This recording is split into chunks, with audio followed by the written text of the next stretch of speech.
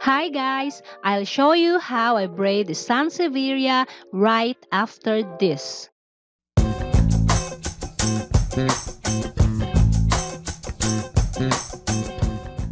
And we're back! This type of routing for braid is more of a commercial type. But if you want to braid for your own, you don't need to cut the leaves. Braid the leaves directly. There's a slight difference about these two processes and will be discussed in another video.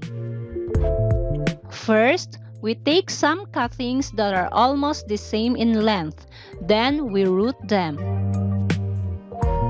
4 to 8 weeks is good enough.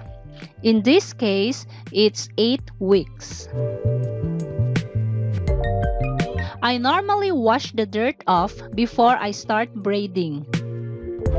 Get a tie to secure the cuttings in place. I prefer this gold twist tie because it looks elegant and easy to use. Secure the base, so when we braid, it does not move. Pull the cutting from outside to center. Let's start from left, pull to center, then right, pull to center, then left again, pull to center, and so on. Do it slow and tight.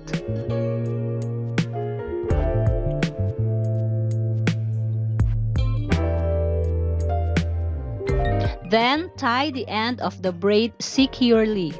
Sometimes it takes 2 ties to secure the braid. It should look something like this.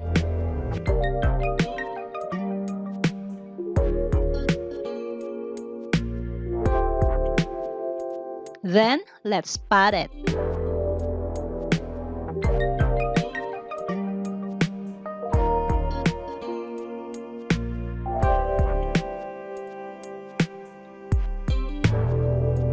If you like this video, please give it a thumbs up.